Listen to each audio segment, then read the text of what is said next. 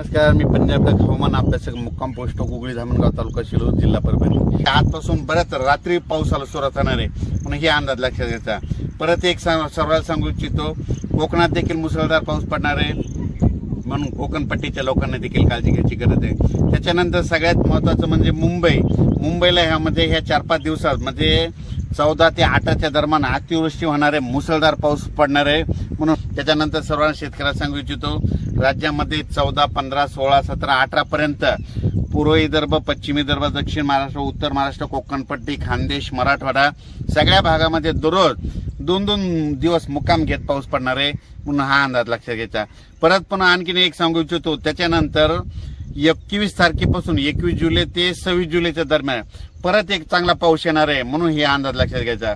मागच्या अंदाजामध्ये सांगितलं होतं की राज्यामध्ये 2 म्हणजे एक 16 तारखेला एक कमी दाबाचा पट्टा तयार होणार आहे आणि त्याच्यानंतर 19 तारखेच्या नंतर एक होणार आहे आणि हे 2 देखील कमी दाबाचे पट्टे झाल्याच्या नंतर ते महाराष्ट्रामधून जाणार आहे। आणि योगायोगाने तुम्हाला एक सांगतो, आता सध्या पंढरपूरची यात्रा आहे, आपण सातारा, सांगली, सोलापूर, कोल्हापूरमध्ये तिकडे देखील पडणार आहे। परभणी, नांदेड, बीड, जालना, संभाजीनगर, नगर जिल्ह्यात देखील चांगला खूप पडणार आहे।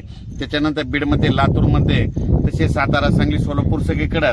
त्याच्यानंतर पूर्व विदर्भ, पश्चिम विदर्भ म्हणजे पूर्व विदर्भाचे 6 जिल्हे, पश्चिम विदर्भाचे 5 जिल्हे म्हणजे ह्या 11 जिल्ह्यात देखील म्हणजे ह्या 4-5 दिवसाचा पाऊस चांगला पडणार आहे म्हणून हे सर्वांनी लक्षात घ्यायचं। राज्यात एकंदरीत परिस्थिती बघायची झाली तर आजपासून ते 26 तारखेपर्यंत दररोज वेगवेगळ्या भागात चांगला पाऊस पडणार आहे आणि शेतकऱ्याच्या पिकाला जीवदान भेटणार आहे म्हणून हा अंदाज लक्षात घ्यायचा। या पावसामध्ये 26 जुलैच्या पावसामध्ये जे छोटे छोटे तळे असतील ते भरून जातील, पण मोठे मोठे असे जे धरण असं त्याच्यात 2-3% मात्र पाण्याची आवक येणार आहे म्हणून हा अंदाज लक्षात घ्यायचा।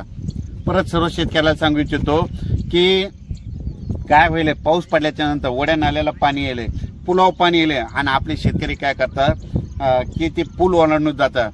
माझी विनंती आहे की पुलाच्या फशीव पाणी आल्यास पुढे जाऊ नका म्हणून ही सर्वांना कळकळीची विनंती। अचानक वातावरणात बदल झाला लगेच एक मेसेज दिला जाईल। धन्यवाद।